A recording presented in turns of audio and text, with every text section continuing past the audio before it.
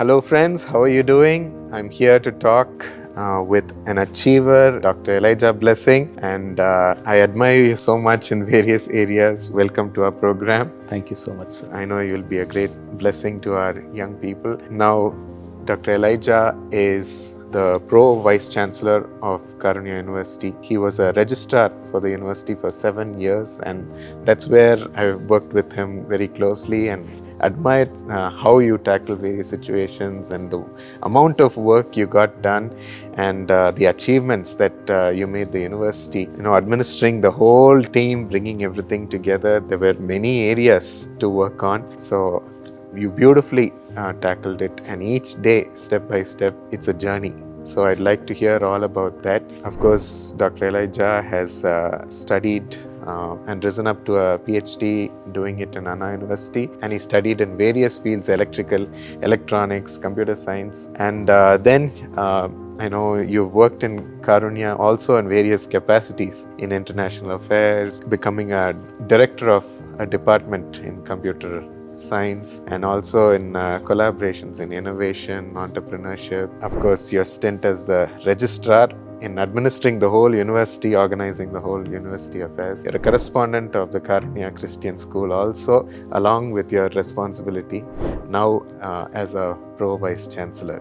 There's a lot of work gone behind the scenes. Of course, I have to mention your fantastic achievement and congratulate you becoming an expert member in the NAC committee, being chosen to monitor, assess other universities for NAC. That's a great honor. You've also gotten a patent in your project with ICMR, so that's a great thing. In research also, today you're continuing to shine with all your administrative responsibilities. So that's tremendous in multitasking. So let's maybe get on to that. How do you multitask between various responsibilities at work, various responsibilities, and maybe even carrying your family is a big thing. You've got 2 wonderful sons who are doing very well and shining. Always admire you as a parent also. Carrying so many people at work also is important. How do you do that? Well, thank you so much for that introduction, brother. For doing effectively an activity,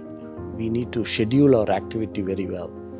So what I do, I plan for that week. And since I have multiple hats, lot of different roles, I choose what activity I should put in my calendar based on the priority. What I should take it today, what I should take it tomorrow. So first thing is I freeze my calendar. And when I prepare a calendar, I ensure that if I take an activity, it has to have a 360-degree approach to handle that activity. For example, if there is an activity which I have to complete it, there are 3 aspects of it. First thing is effective planning. And if I don't do an effective planning, then whatever activity that we are taking in forward, it's going to be utter waste of time. And therefore, effective planning has to be done. So I do a homework. I take a piece of paper, look at it, what has to be done, why I should do this activity, what is the outcome that I'm expecting, why I am doing it.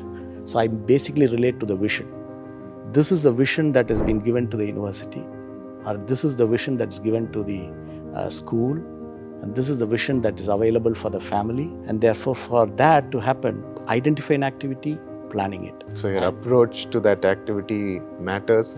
Mentally preparing yourself on how to approach it, how to schedule it, and knowing what outcome should come so that you work towards that outcome. So then what I do is, after planning, execution is so important. Execution, I need a team to do this. So choosing the right person for executing that activity is so critical for a success of an individual. So I should probably look at the resources that are available. We have 450 faculty in the school, in the university. We have around 100 people available in the school. So who will be the right person to achieve this? So execution is something critical. And the third one is reviewing the outcome. Once the whole activity is over, you review it once again to see whether the objective of scheduling this activity has yielded a result. If it has not yielded a result, what I should do next to ensure that the activity is really made so colorful. So when I schedule a calendar, I'll ensure that a planning meeting is scheduled, a monitoring of the execution is scheduled, and also the review meeting is scheduled.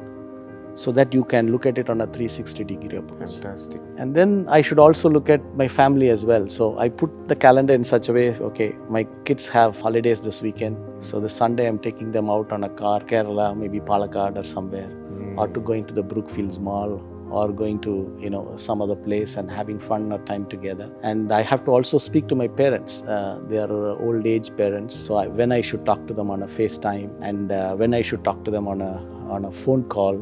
So I schedule that as well, put it up as part of my calendar. So I'll have to put them in my calendar to ensure that I give equal weightage to everyone and everybody, so that I look at as an administrator, I look at head of the family, as a son to my parents, and also as an elder brother to my siblings. Organizing has been one of your greatest traits. That's why I wanted to ask your secret. And I think you beautifully put it together, even in an organized manner. Caring for our family is very important. Many times people get too much into work and wanting success at work. I think family will carry it itself. They need attention. So even that, ahead of time, you make schedules and plans to take them out, be with them, talk to them. And those three things that you said, planning, preparing well, then continually monitoring, assessing what's going on, and finally looking at reviewing to see whether the results. That gives the team continuous, that you're there as a leader, taking care of them and monitoring them, giving continued guidance, whether we are going in the right way or not, and then finally seeing where we have gone. That gives the team also that perspective, whether we have reached our target, not there, what we have to do next time. That's really beautiful. So remember that approach, friends, when you take on any task, even the smallest of tasks, organize it this way. Planning is very important, and the other processes to make sure that continuing to do things right, and then for the next time also. When we talk about such big works that we have, you're carrying a university in a major management role. Huge decisions would have to be made for the university, and the repercussions are going to affect so many students, so many alumni, so many parents, families. It's going to affect the name of the Lord also. How do you make a decision, a big decision, under stress to make the right decision? That's a wonderful question, brother. Well, taking right decisions at a right time is very, very crucial for a leader. Taking a decision late is going to affect the stakeholders. Taking the decision so early, without much planning and strategically positioning, is also going to create a problem. So I basically look at it in a little different way when a decision has to be taken. First thing is, the decision has to be aligned with the university's vision or an organization's vision, because I cannot take a decision on a different track without aligning ourselves with the vision. So first, a leader has to understand the vision. Not just understanding alone, he has to imbibe the vision, write it into the heart, and it is very, very clear. And the vision has to be very, very clear, and every cell of your body should say, this is the vision. And that vision has to just go deep into the heart. That is a very, very fundamental for us to take the right decision. If we have not understood the vision properly, then we will take the wrong decisions. That is going to really affect the institution. Second, we have to identify where we are. For example, what we do is, we call it as a SWOT analysis. We identify the strength, we identify the weakness, we identify the opportunities and the threat that we have. We should look at where are we now and what we have to become in next 5 years from now, 10 years from now. You would have seen a lot of organizations which were 20 years, 30 years before are nowhere now. For example, we are talking about, I read an article which talked about Kodak. 30 years before, that's one of the leading in the market, and today they were nowhere. People have moved towards digital, and the photography and things like that, cameras have all gone. Earlier, everybody had a Kodak camera in their hands with the rolls, and now nobody is having it. So what has really happened? We need to look at where we are and look at from 10 years from now where we have to become. That is so important for a leader to really identify and look at where and what is the current trend, where the world is going through, where we should reach in next 5 years, 10 years from. This is very, very crucial. And so we have to identify these, do a SWOT analysis, identify the current position and where As an organization, we have to become in next 10 years' time in aligning to the vision that the organization has. So once we do that, these two successfully, the next stage is to set up a short-term goals and a long-term goals. So divide into small, achievable goal. So we call it as a goal setting. Well, this is what we have to achieve. Where do we start now? How do we operate it? Who is going to help us? Is the team available? Team is not available, form a team, give them the mission. So we are basically breaking down the whole agenda into small goals. And then once the short term and long term goals are set, we'll have to work out a strategic plan to see that these goals are achieved. So the fourth point after we set up our short term and long term goals is to set up a very clear strategic planning of saying how we are going to achieve those short-term goals. When we do that strategic planning, a leader cannot do himself. So he has to bring in the stakeholders together, the team together, have a brainstorming meeting, strategic meeting, and discuss and debate and say what we should do, make this goal into an achievable goal. Many times we set up goals which are not a workable goal, neither an achievable goal. And if we set up a non-achievable goal, there is going to be a lot of disappointment among the employees and the stakeholders. So we have to set up an achievable goal, little higher than whatever that we can set, so that each one will feel, yes, I can do it, I can make it happen. So we have to do a strategic plan, bringing all stakeholders together, the employees together, plan, and then come out with few options. Let's say each one will give different options, different solutions. So you have three perspectives. So have 3 or 4 options together and work it out. Write down, these are the 4 options we have. And now the leader has to choose which is the right decision, which we have to take it up out of these 3 options. So when we do this process, the leader will have a clear-cut information on hand to say what are the options that we have to pray about it, that whether this option is the right option. Can I do it? Is it achievable? And then after laying it on the altar, you take that decision and move forward. So when a key decision for an organization has to be taken, I believe that these 5 steps have to be taken into account so that our decisions would be very successful and right one. I hope you've written down all those 5 steps. These are beautiful nuggets for us to follow when we make a decision. I like that you're involving the team. Many leaders think they know everything, they can take decisions by themselves, and involving others' opinion makes them look weak and so on, and they don't listen to anybody. But when you look at those whom the decision is going to affect and hear from them, your own team of experts, listening to different kinds of thought process. Somebody might say something out of the box. So involving all of that will give you a bunch of options from which you can, of course, prayerfully and vision aligned, and for the short term and long term think and make a beautiful decision. Information is also key, getting all the right information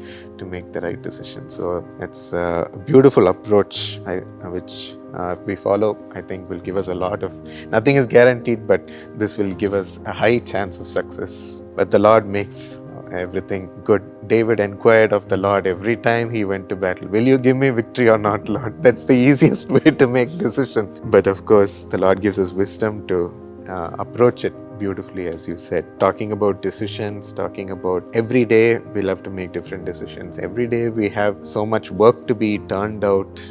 Every day we need to show results in various areas, especially you have responsibility in various areas and carrying so many people. There will come high pressure days, high pressure moments, deadlines fast approaching, or sudden things to do and turn out. Suddenly the committee will say we're coming, or suddenly a vision will be given for us to execute very quickly. How do you react in such high pressure decisions? Many people burst out of pressure, they can't handle it. How do you handle it? Do you also burst under pressure secretly? Yes, of course, it really happens. But I'll tell you, I've got a secret that I've learned during the last many years. If I go to my office without a prayer, I'll tell you that day is going to be a worst day in my life. It's better I would not have gone to my office without a prayer. So I always start the day with a prayer. I go back to Him and tell Him, Lord, I am a weak vessel. I cannot do anything with my own strength, with my own ability. I am weak, I am tired, I am useless person. But you can give me strength, you can give me wisdom. Solomon, God gave him wisdom to rule the nation. That's what he asked for, and the Lord provided him. So we need that wisdom. David, he led the big army as a mighty warrior, and he needed the grace of God. Joseph, a big leader, but he needed the grace of God in his life. So going into the presence of God and pouring out all that you have and telling him, Lord, I am weak, thou art strong, that gives you an energy. And with that energy, the Bible says, I can do all things through Christ Jesus. I am a zero, he is the hero. So if I want to do it, I'm going to be a failure. Because the Lord has already said, I will never leave you nor forsake you.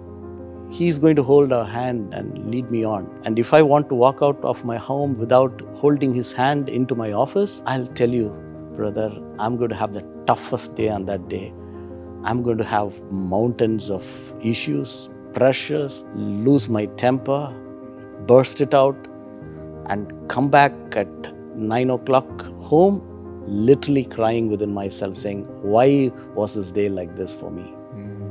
But I learned that if I kneel down in the presence of God and get his wisdom and energy and strength, we can certainly become more than a conqueror. As the word says. We are only capable of so much as human beings. Our nature can only handle so much. Our strength can only handle so much. But beautiful. That's the secret of being able to carry extraordinary things through invoking an extraordinary power within you, a strength within you from the Lord. He is able to do much more. The Lord is the one who strengthens us to do all things. That's wonderful that you lay it all before Him before starting anything, and His grace makes everything perfect to you. You also once told me how you volunteered to do ministry also, and that gives you an impact when you are carrying a lot of stress at work. Can you share about that? Many times I go back home, take the guitar and sing songs. That sometimes, lessens my stress. And then do certain, work like this. Go to the Bethesda and spend time in prayer. Picking up a call and praying for someone brings down your stress level as well.